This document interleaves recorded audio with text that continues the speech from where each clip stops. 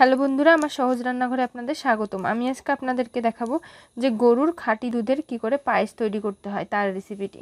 আসুন যা যা উপকরণ লাগবে দেখে নেওয়া যাক।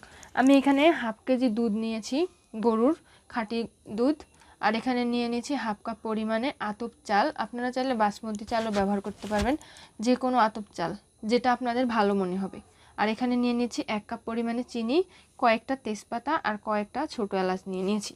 আসুন তাহলে দেখে নেওয়া যাক যে এই পায়েসটা কি করে ঝটপট এবং খুব সুস্বাদুভাবে তৈরি করা যাবে তার রেসিপিটি। আমি একটা পাতিলে হাফ কেজি যে দুধ নিয়েছিলাম গরুর খাঁটি দুধটা বসিয়ে দিয়েছি চুলার মধ্যে, কিন্তু আমি দুধের মধ্যে কোনো পানি দেব না, আমি শুধুমাত্র দুধেরই পায়েস তৈরি করব।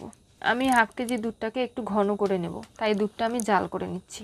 দুধটা বলক আসার সাথে সাথে আমি এর মধ্যে দিয়ে দিচ্ছি 2-3টে তেজপাতা, ছোটো এলাচ দিয়ে দিচ্ছি 4-5টা। এখন আবার একটু ভালো করে নেড়ে দিচ্ছি, তাহলে ছোটো এলাচের ফ্লেভারটাও দুধের মধ্যে বেরিয়ে আসবে এবং দুধটাও আস্তে আস্তে ঘন হয়ে আসবে। আর এই পায়েসটা তৈরি করার সময় অবশ্যই করে জালটা খুব লোতে রাখতে হবে। বলক উঠে গেছে এবং দুধটা অনেক ঘন হয়ে গেছে। এখন আমি এর মধ্যে দিয়ে দিচ্ছি আগে থেকে ধুয়ে রাখা আতপ চালগুলো দিয়ে দিচ্ছি, দিয়ে আবারও ভালো করে নেড়ে দিচ্ছি।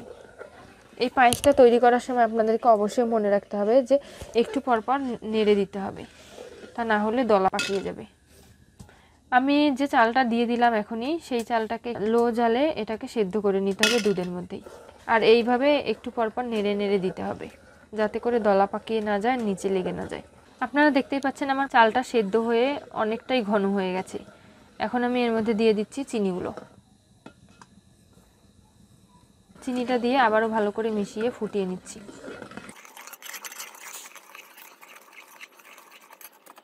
আপনারা দেখতেই পাচ্ছেন যে আমি যে চিনিটা দিয়ে দিয়েছিলাম, চিনিটা দেওয়ার পরে আমি 2 মিনিট ফুটিয়ে নিয়েছি।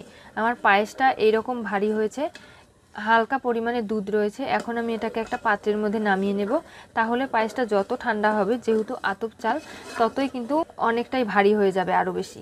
এখন আমার পায়েসটা হয়ে গেছে, আমি এখন একটা পাত্রে নামিয়ে আপনাদেরকে দেখিয়ে দিচ্ছি।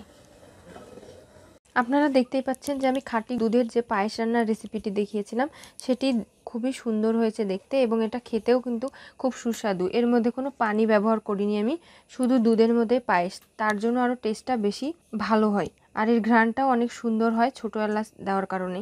তাই আপনারা অবশ্যই করে এই রেসিপিটি তৈরি করবেন এবং আমার এই পুরো ভিডিওটা যদি আপনাদের ভালো লেগে থাকে, তাহলে অবশ্যই করে আমার চ্যানেলটি সাবস্ক্রাইব করুন, লাইক শেয়ার কমেন্ট করতে ভুলবেন না এবং পাশে থাকা বেল বাটনটি অবশ্যই করে ক্লিক করুন।